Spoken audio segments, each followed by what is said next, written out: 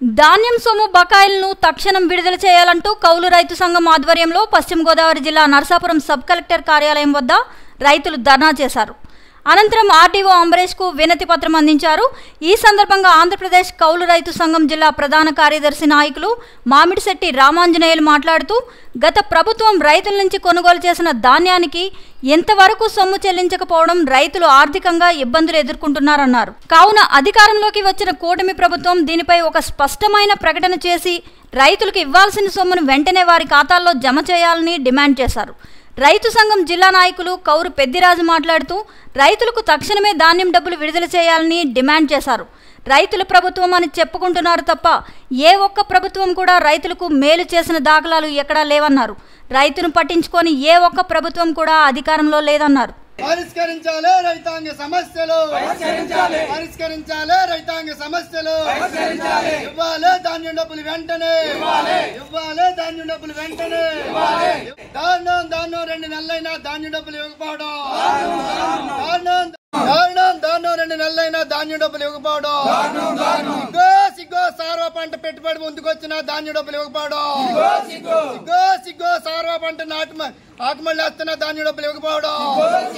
ఇవ్వాలి ధాన్యం డబ్బులు వెంటనే, ఇవ్వాలి ధాన్యం డబ్బులు వెంటనే, ఇవ్వాలి ధాన్యం డబ్బులు వెంటనే. ఎం రామాంజనేయులు, ఆంధ్రప్రదేశ్ కౌలు రైతు సంఘం జిల్లా ప్రధాన కార్యదర్శి.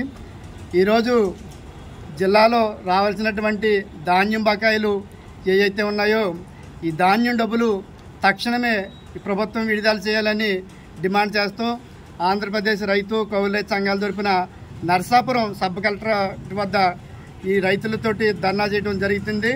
ఈ రోజున జిల్లాలో రైతుల పరిస్థితి చాలా దారుణంగా ఉంది.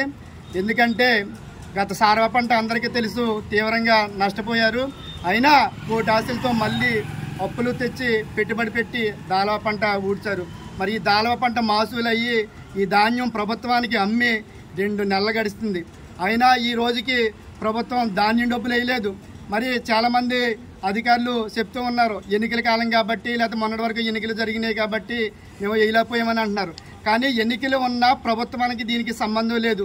సివిల్ సప్లై కార్పొరేషన్ అనేది రైతుల కోసం, రైతుల ఈ ధాన్యం లావాదేవీల కోసం స్వతంత్రంగా ఏర్పాటు చేసింది. దానికి సంబంధించినటువంటి పౌర సరఫరాల శాఖ రాష్ట్ర కమిషనర్ కానీ, సంబంధిత అధికారులు కానీ ఈ కేంద్రం వచ్చే డబ్బులు ఏవైతున్నాయో దాని జతగా రాష్ట్ర నిధులు కూడా సమకూర్చి ఈ రైతులకు వేయాలి. మరి దానికి సంబంధించి కేవలం ఎప్పుడో ఏప్రిల్ 28 నాటికి కొద్దిగా ఒక 450 కోట్లు మాత్రమే చెల్లించారు. ప్రత్యేకించి ఈ ఆంధ్రప్రదేశ్లో ప్రధానంగా ఈ పశ్చిమ గోదావరి జిల్లాలోనే అతిపెద్ద ప్రొక్యూర్మెంట్ జరుగుతుంది. ఈ పశ్చిమ గోదావరి జిల్లాలో దాదాపు 7 లక్షల మెట్రిక్ టన్నుల ప్రొక్యూర్మెంట్ జరుగుతుంది. జిల్లాకు సంబంధించి 14 కోట్ల రూపాయలు రావాలి. అలాగే 80,000 మందికి ఈ యొక్క ధాన్యం డబ్బులు రావాలి. కానీ ఈ రోజుకి పరిశీలిస్తే గవర్నమెంట్ కొద్దిగా వేసింది. ఈ వేళ కూడా ఈ జిల్లాలో 71,000 మందికి 1000 కోట్ల రూపాయలు రావాల్సి ఉంది. మరో పక్కన మనం గమనిస్తే మరి ఈ దాల్వా డబ్బులు రాలేదు, సార్వ పంట ముందుకు వచ్చింది. మరి ఆకుమూడి వేయాలి, అలాగే దుక్కు దున్నాలి, తెచ్చిన అప్పులు తీర్చాలి, మళ్ళీ పెట్టుబడి తేవాలంటే మరి ఈ రోజున రైతులకి తలపెనం తోక వస్తుంది. ఇప్పటికే తలా తోక అన్నట్టుగా తలకాయ నుంచి మొలతాడు దాకా తాగటెట్టి ఈ రోజున కౌలేసం చేస్తున్నారు. కానీ ఇలాంటి పరిస్థితిలో ఈ రోజుకి ఎక్కడ కూడా ఈ సివిల్ సప్లై స్పందించలేదు. అంతేకాదు ఈ రోజు ప్రభుత్వానికి కూడా మేము విజ్ఞప్తి చేస్తున్నాము. ముఖ్యమంత్రి గారు అధికారంలోకి వచ్చారు, మంచిదే, అనేక హామీలు ఇచ్చారు, సంక్షేమ పథకాలని సమీక్ష చేస్తున్నారు. కానీ అయ్యా మహాప్రభు, మీరు ముందు రైతులకు కావాల్సినటువంటి రైతు డబ్బులు ఏవైతే ఉన్నాయో ఇది సివిల్ సప్లై ద్వారాగా వేయండి. ఇదేమి ప్రజలకు రావాల్సినటువంటి సంక్షేమ పథకం కాదు సమీక్ష చేయడానికి. కాబట్టి మీరు తక్షణమే దీని మీద ఆర్డర్ వేసి చర్యలు తీసుకుని ఈ రైతుల డబ్బులు రైతులకు ఇవ్వాలని మేము ఆంధ్రప్రదేశ్ కౌలు రైతు సంఘంగా డిమాండ్ చేస్తున్నాము. రైతులు మరి పండించిన ధాన్యానికి ప్రభుత్వం ఇంతవరకు డబ్బులు చెల్లించకపోవటం చాలా సిగ్గుసేటు. ఎందుకంటే అప్పుడే పంట అమ్ముకుని దాదాపు 2 నెలలు కావస్తూ ఉంది. అంటే ప్రభుత్వం ఈ 2 నెలల్లో డబ్బులు చెల్లించడానికి సమయం సరిపోని విధంగా వ్యవహారం చేస్తూ ఉంది.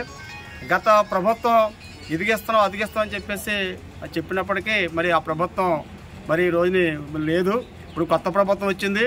కొత్త ప్రభుత్వం కూడా ఇంతవరకు రైతులకు చెల్లించవలసిన డబ్బుల కోసం ఒక్క మాట కూడా మాట్లాడలేదు. అంటే ఈ ప్రభుత్వాలు అధికారంలోకి రాకముందు మేము రైతుల కోసమే ఉన్నాం, రైతు ప్రభుత్వం అని చెప్పేసి మాట చెప్తారు తప్ప శాతంలో మాత్రం రైతులు సంక్షేమానికి కానీ లేకపోతే రైతులకి ఇవ్వాల్సిన డబ్బులు చెల్లించడం కోసం కానీ ఏ రకమైన చర్యలు తీసుకోవట్లేదు.